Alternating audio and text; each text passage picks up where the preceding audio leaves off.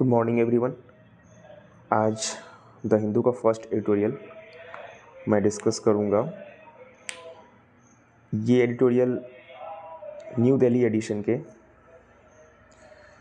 The Hindu से लिया गया है, ठीक है। तो हम लोग डिस्कस करते हैं और इसमें मैं जो ग्रामेटिकल एस्पेक्ट्स को भी डिस्कस करूँगा एंड जो मीनिंग है, जो एडिटोरियल कहना चाह रहा है उसको भी डिस्कस करूँगा। मतलब इसको करंट अफेयर्स के बेसिस पे भी मैं इसे डील करूँगा, ठीक है।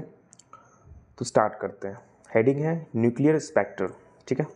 तो न्यूक्लियर क्या हो जाएगा, ये हमारा न्यूक्लियर हो जाएगा हमारा एडजेक्टिव। न्यूक्लियर क्या हो जाएगा हमारा एडजेक्टिव, ठीक है।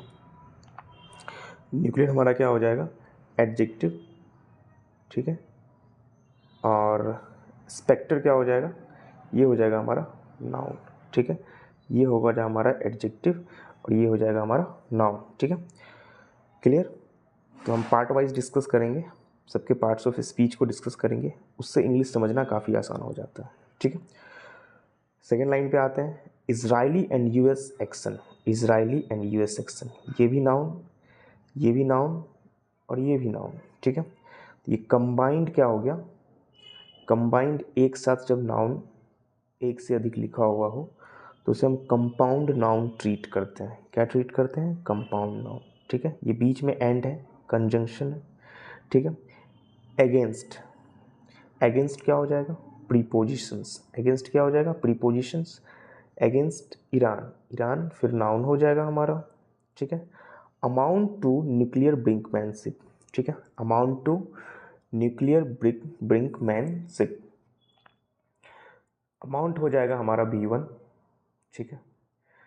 टू प्रीपोजिशन और न्यूक्लियर फिर से एडजेक्टिव और ये नाउन, ठीक है। तो अभी आपने देखा होगा कि इजराइल और यूएस ने का जो एक्शन हुआ था किस पे, तो ईरान पे, है ना। कंबाइंड एक्शन दोनों ने करा था, तो एडिटोरियल उसी पे बेस्ड ऑन है। तो कहा जा रहा है कि अमाउंट टू न्यूक्लियर ब्रिंकमैनशिप, ठीक है।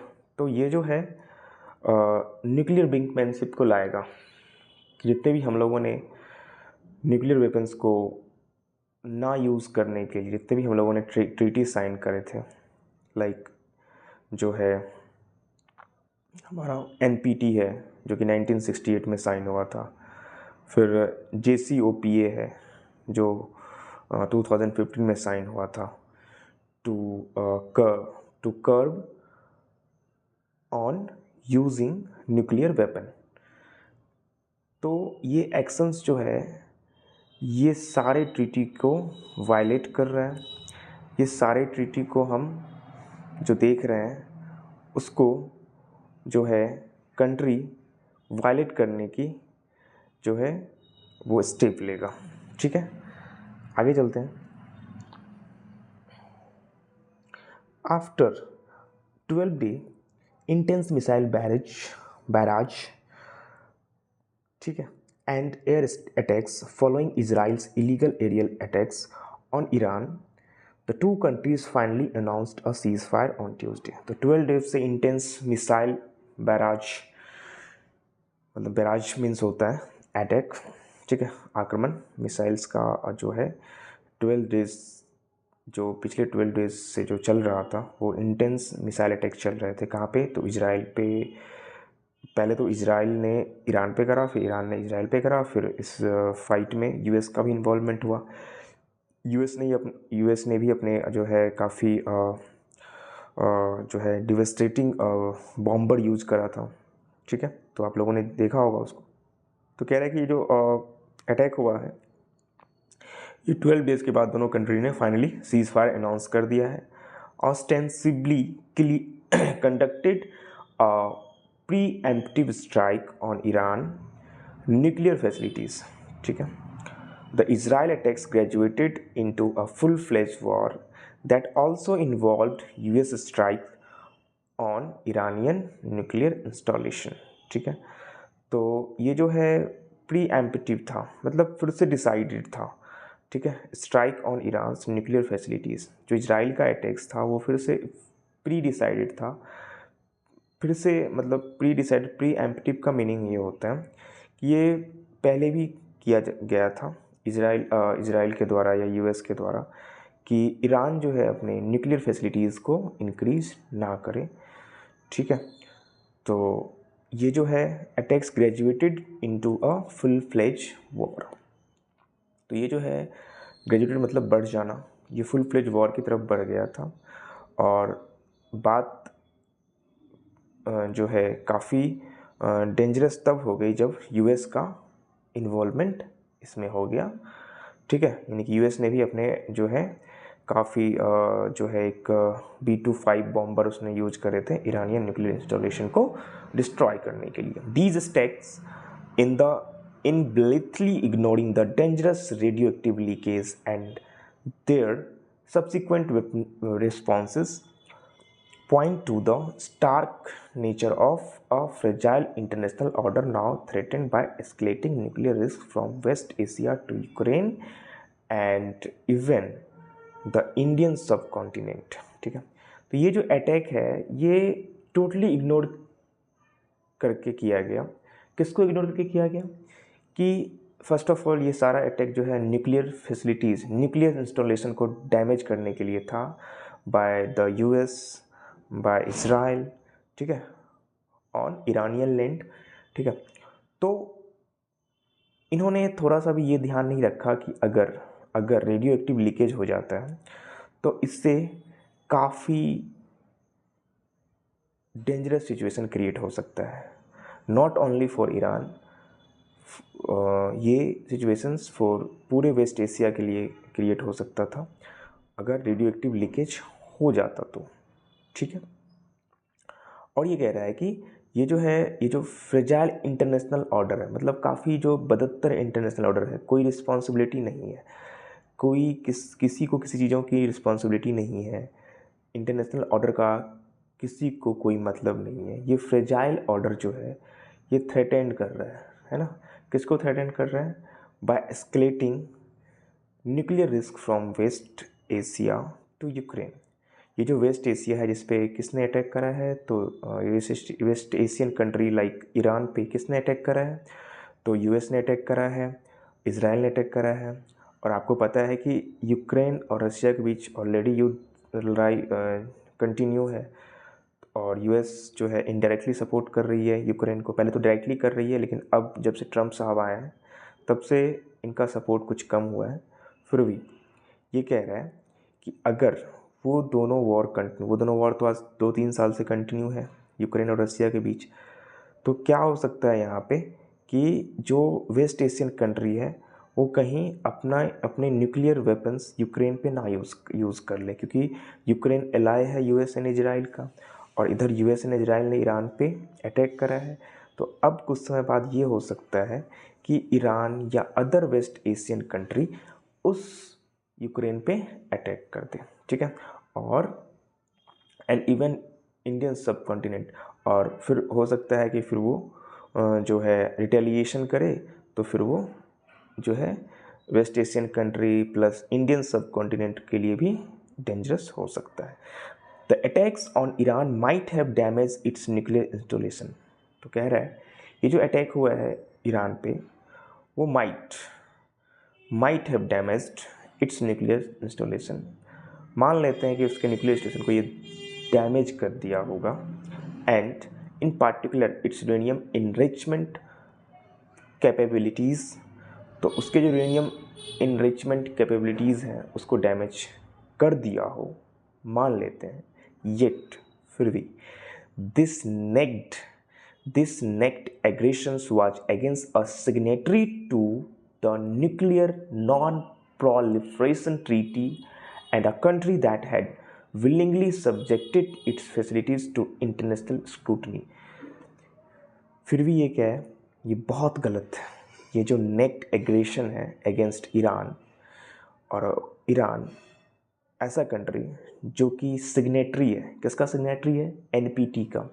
एनपीटी इसका फुल फॉर्म होता है नॉन प्रोलिफरेशन ट्रीटी। ये एक ट्रीटी है जो कि कोल्ड वॉर के समय में साइन हुआ था बिटवीन 1968 एंड 1970 के बीच में। ये ट्रीटी साइन हुआ था, मतलब 1968 में ये साइन हुआ था और 1970 में ये इन्फोर्स हुआ था, ठीक है। तो ये ट्रीटी ऐसा ट्रीटी है जो कि मेंबर्स नेशंस को न्यूक्लियर वेपन्स के यूज़ करने से रोकता है ना। यानी कि हम जिसके पास न्यूक्लियर वेपन है और जिसके पास नहीं है, जिसके पास नहीं है वो न्यूक्लियर वेपन्स नहीं बनाएंगे, जिसके पास है तो वो उसे यूज़ नहीं करेंगे। ये टारगेट, ये एम इस ट्रीटी का था, ठीक है, जिसमें मैक्सिमम कंट्रीज़ थे एक्सेप्ट हमारा इंडिया, पाकिस्तान, साउथ सूडान और इज़राइल। कुछ कंट्री को छोड़ के लगभग सभी कंट्री इसके सिग्नेटरी थे, है ना। ईरान भी था, है ना, यूएस वगैरह भी था, सभी थे, ठीक है। तो जब ईरान इसके सिग्नेटरी था और इस पे इस हिसाब से अटैक करना ये कहीं भी सही नहीं है बाय यूएस या इज़राइल के द्वारा। जब ईरान पे अटैक किया गया है, even Israel, even Iran is NPT signatory, ठीक है। तो ये सही नहीं है, ये गलत है, ठीक है। और ईरान हमेशा से वो जो है एग्री होता था, हमेशा वो विलिंगली जो है अपना जितना भी न्यूक्लियर फैसिलिटीज़ है वो सब इंटरनेशनल स्क्रूटनी के सामने, इंटरनेशनल ऑर्डर के सामने रखने के लिए ऑलवेज रेडी होता था, ठीक है। आगे चलते हैं। Iran had also sign the joint comprehensive plan of action with P5+1 nations. तो ईरान ने JCPOA, है ना, इसे जकोपा बोलते हैं, ये एक ट्रीटी था जो कि 2015 में साइन किया गया था। P5 यानी कि जितने भी यूनाइटेड नेशंस के जो परमानेंट मेंबर हैं, ठीक है, सिक्योरिटी काउंसिल्स के जो परमानेंट मेंबर हैं उसके +1 यानी कि एक्स्ट्रा कंट्री में जर्मनी, ठीक है, उसके बीच ये डील साइन किया गया था, एक ये ट्रीटी साइन हुआ था, है ना। ईरान उसका भी मेंबर है, ईरान उसका भी मेंबर है, ठीक है। ईरान क्या है, उसका भी मेंबर है, साथ साथ EU यानी कि यूरोपियन यूनियन भी इसके मेंबर्स हैं, ईरान उसका भी मेंबर है। ये बात जानते हुए भी ईरान पे इस तरीके का अटैक करना, एडिटर ये कह रहे हैं सही नहीं है। To ensure that its nuclear capabilities remain peaceful, ठीक है, ठीक है। तो ये सही नहीं है। Only for it to be rendered meaningless after the US withdrew from its during president Donald Trump first term. और जो इसका सिग्नेटरी था ट्रम्प यानी कि US 2015 में, वो डोनाल्ड ट्रम्प के फर्स्ट टर्म में वो इससे निकल चुका था, ये इससे विद्रॉ हो चुका था, इससे बाहर हो चुका था, यानी कि US ने खुद को under the regime of Donald Trump खुद को इससे बाहर कर लिया, ठीक है। These attacks now create a new dynamic, these attacks now create a new dynamic wherein Iran is compelled to seek nuclear weapons by withdrawing from its commitments. तो ये जो अटैक्स है, किसी भी नेशन पे अगर आप ऐसे अटैक करोगे तो वो तो क्या होगा, मजबूर हो जाएगा अपने न्यूक्लियर वेपन्स को इंक्रीज़ करने के लिए। और जितने भी इंटरनेशनल ट्रीटीज़ हैं जो कि उसे बार करता था कि आप न्यूक्लियर फैसिलिटीज़ को इंक्रीज़ नहीं करोगे, उससे वो ब्रेक करेगा, उस कमिटमेंट से वो क्या हो जाएगा, बाहर आएगा। क्योंकि आप किसी को परेशान करोगे तो वो तो जो इंटरनेशनल ट्रीटी है उससे बाहर आएगा ही आएगा, क्योंकि उसे पता है जब अदर नेशंस इसे फॉलो नहीं कर रहे हैं तो हम क्यों करें, ठीक है। और पर्सनल सिक्योरिटी के लिए तो वो करना ही पड़ेगा उसे, ठीक है। Next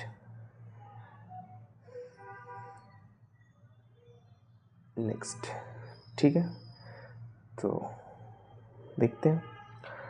it's parliament is now mulling a bill to exit the NPT। और इसके पार्लियामेंट में, ईरान के पार्लियामेंट में ये डिस्कस किया जा रहा है, कि अब हम लोग NPT से क्या हो जाए, निकल जाए, है ना। ऐसा बिल लाने की बातें की जा रही है।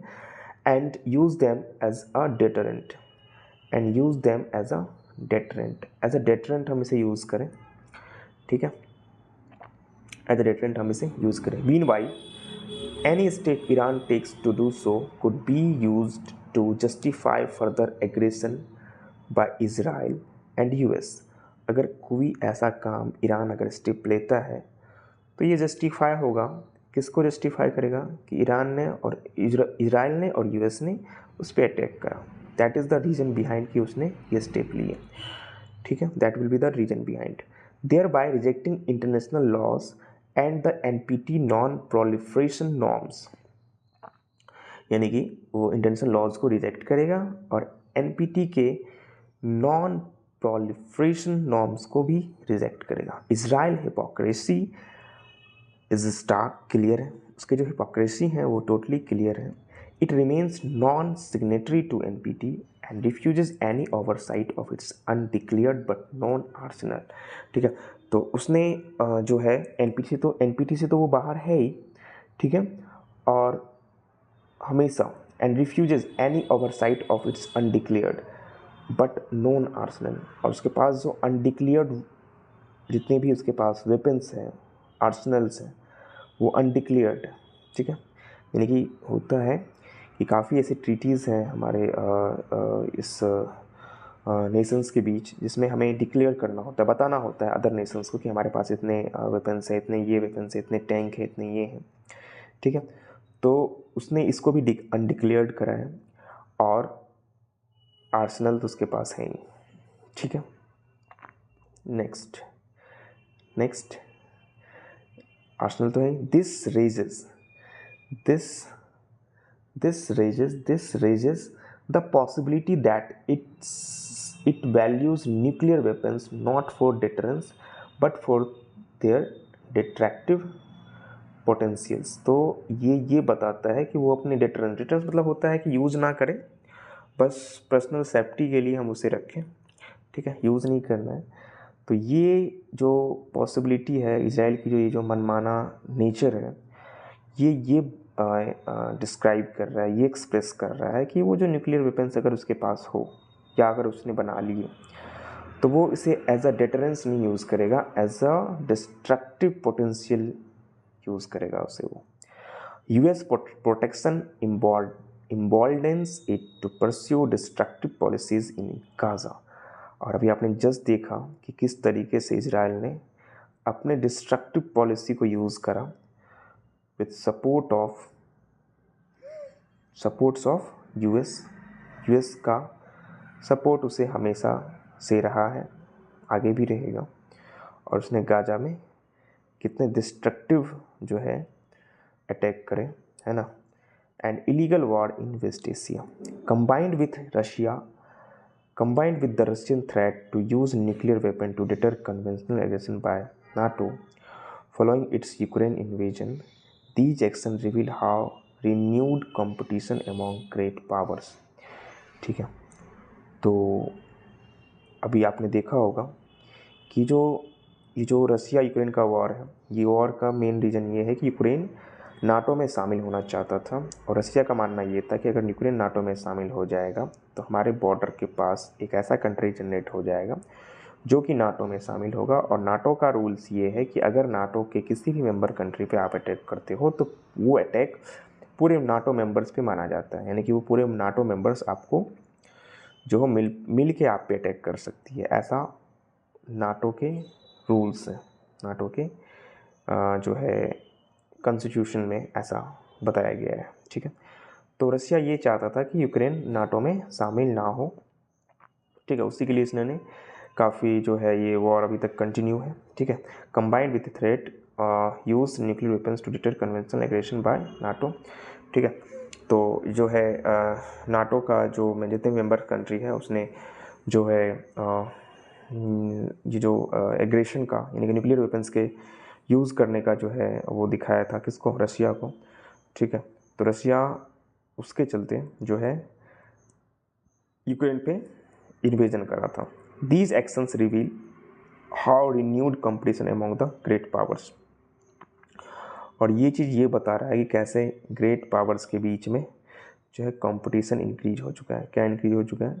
कंपटीशन इंक्रीज हो चुका है। किस चीज़ का competition? To increase power, to increase nuclear power and their cynical understanding of deterrence are dismantling global stability.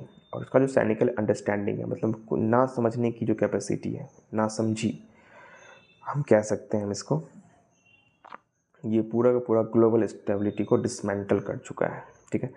The idea of nuclear डिसआर्मामेंट is in tatters as the nuclear weapons states continue to expand and modernize their arsenals। तो ये जो nuclear डिसआर्मामेंट है, मतलब कि nuclear weapons को ना use करने का जो ट्रीटी था, जो आइडिया था, वो टोटली टैटर्स हो चुका है, टोटली ख़त्म हो चुका है। क्यों हो चुका है? टैटर्स करता है। किसको टैटर्स करता है? कैसे टैटर्स करता है? तो जितने भी पावरफुल नेशंस हैं, न्यूक्लियर वेपन्स वाले जितने भी पावरफुल नेशंस हैं, वो दिन ब दिन अपने न्यूक्लियर वेपन्स को मॉडर्नाइज कर रहे हैं, उसे एक्सपेंड कर रहे हैं। ठीक है। While non proliferation is under threat as other countries turn to nuclear weapons to safeguard themself. और नॉन प्रोलिफरेशन ट्रीटी जो है, प्रोलिफरेशन ट्रीटी जो है, वो टोटली फेल्ड हो चुका है, अंडर थ्रेट पे है। कैसे है थ्रेट पे? तो जितने भी न्यूक्लियर्स, जितने भी कंट्रीज, अदर कंट्रीज है, वो भी अब क्या चाह रहे हैं कि खुद को सेफगार्ड करने के लिए वो भी अब क्या कर रहे हैं? न्यूक्लियर वेपन जनरेट कर रहे हैं, न्यूक्लियर वेपन बना रहे हैं, उसके पीछे काम कर रहे हैं, है ना। न्यूक्लियर वेपन क्या कर रहे हैं? वो बना रहे हैं। Without a renewed diplomatic impetus to re-establish international norms on conflict, a stronger push for disarmament among all nuclear armed states and firm commitment to uphold the NPT. Without a renewed diplomatic impetus to re-establish international norms on conflict, a strong push for disarmament among all nuclear armed states and firm commitment to uphold the NPT, the world risks sliding into new era of nuclear brinkmanship that could prove more dangerous than Cold War's darkest moment। तो cold war का जो darkest moment था, जिसमें NPT को sign किया गया था, उससे भी जो है काफ़ी भयावह स्थिति होने जा रही है। बिकॉज जितने भी न्यूक्लियर आर्म्ड स्टेट हैं, वो इस डिसआर्मामेंट को एक्सेप्ट ही नहीं कर रहे हैं, वो खुद वायलेट कर रहे हैं इस ट्रीटीज़ को। तो एक स्ट्रॉन्ग कमिटमेंट की क्या है? ज़रूरत है ना। एक स्ट्रॉन्ग कमिटमेंट की ज़रूरत है कि हम कैसे, मतलब एक न्यू डिप्लोमेटिक इम्पेटस और री एस्टेब्लिश इंटरनेशनल नॉर्म्स की ज़रूरत है कि हम फिर से इस ट्रीटीज़ को, इस नॉर्म्स को अपनाएं, है ना। इस नॉर्म्स को कंटिन्यू रखें। ठीक है। नहीं तो वर्ल्ड जो है फिर से ये एक न्यू एरा स्टार्ट हो जाएगा हमारा न्यूक्लियर ब्रिंकमैनशिप का, that could prove more dangerous than cold war, और जो कि कोल्ड वॉर से भी क्या हो जाएगा? मोर डेंजरस प्रूव्ड हो जाएगा। थैंक्स।